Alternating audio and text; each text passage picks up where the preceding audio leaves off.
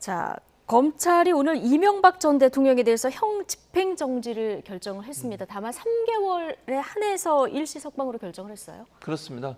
3개월이라는 이 기간이 묘해요. 왜냐하면 8.15가 연계가 돼 있거든요. 네. 그래서 일각에서는 이제 물론 지금 이명박 전 대통령의 건강 상태를 고려해서 했다고 하지만 이 형 집행정지가 사면으로 연결되기 위한 하나의 징검다리가 아닌가 이런 얘기들이 나오고 있습니다. 아마 3개월 안에 8.15가 들어있기 때문에 8.15에 만약 윤석열 대통령이 사면을 하게 되면 지난번 그 이틀간의 그 발언의 차이가 있었지 않습니까? 윤석열 대통령이 그 차이로 본다고 하면 사면 쪽에 좀 더 무게가 실린다고 볼 수밖에 없고 형 집행정지는 결국 그 사면을 가기 위한 하나의 수순을 밟고 있는 게 아닌가 이런 해석이 가능하다고 보여집니다. 네. 그래서 공교롭게도 3개월이라는 말이 나온 것 같고요.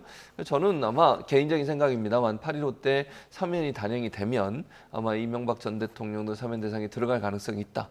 그 전초 단계로 아마 형 집행정지가 이루어진 걸로 보여지고 그리고 나서 이제 자연스럽게 8월 15일 날 사면을 결정해서 다시 구치소로 돌아가지 않고 집으로 돌아가시도록 하는 그런 어떤 절차를 밟지 않을까 그렇게 예상이 된다고 말씀드릴 수 있습니다.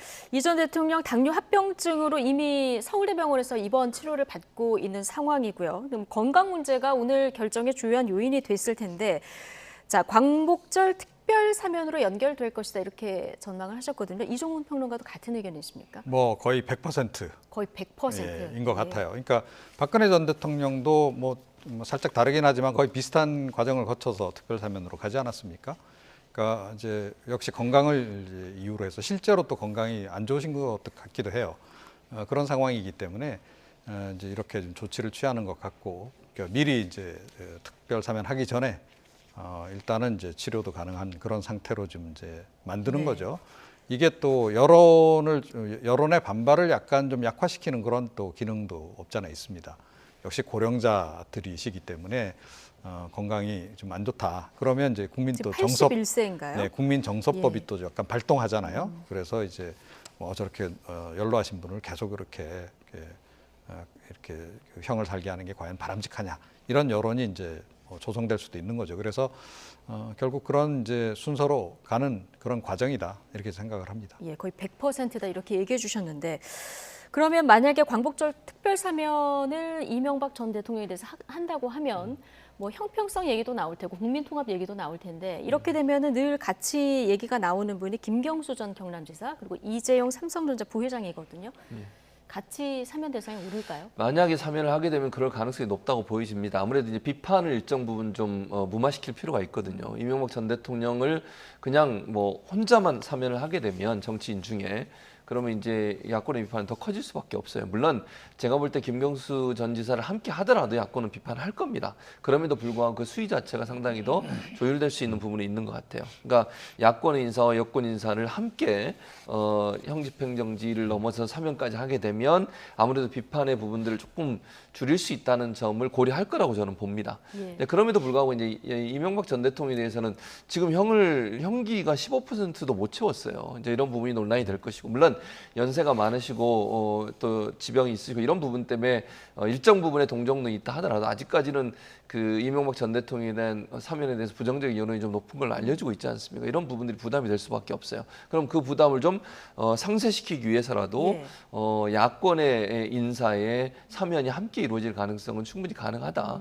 이재용 부회장도 제가 볼 때는 포함될 가능성이 있다고 봐요. 8월 15일 날 만약에 윤석열 대통령이 사면을 한다고 하면 경제적 이유를 되게 지금 이제 그렇지 않은 경제가 어렵기 때문에 그런 이유를 들어서 아마도 이재용 부회장도 함께 포함시키지 않을까. 그러나 이제 야권은 이재용 부회장과 이명박 전 대통령의 사면에 대해서 부정적 의견을 갖고 있기 때문에 그것에 대한 비판이 커질 것이고요.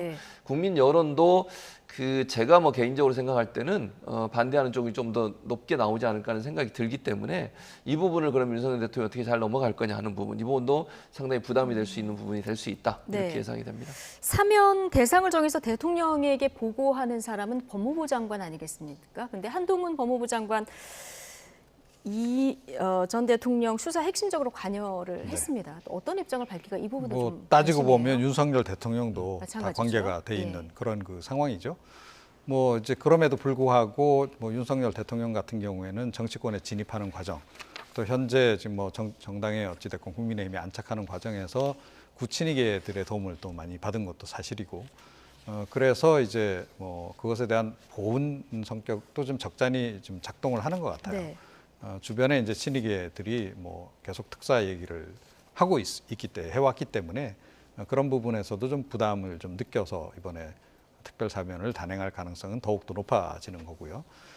사실은 뭐 저는 이런 식의 특별 사면이 바람직하지는 않다고 보는데, 뭐 역대 대통령 다 그랬기 때문에 윤석열 대통령이라고 해서 예외는 네. 아닐 것이다라고 좀 보고, 또 더군다나 이번 같은 경우에는 이제 임기 초반에 단행하는 특별 사면이라는 거죠. 그래서 뭐 국민 대통합이라고 하는 이제 명분을 내걸고 야권 인사들도 이제 상당수 풀어주는 뭐 이런 식으로 해서 이제 그 나름 절충안을 찾아갈 가능성이 현재로서는 높지 않나 네. 이렇게 생각을 합니다. 지난 9일에 20몇 년간 수감 생활을 하는 것은 전례에 비추어서 맞지 않지 않냐 이런 얘기도 했기 때문에 8월 15일에 특별 사면 대상에 포함될지 좀 지켜보도록 하고요.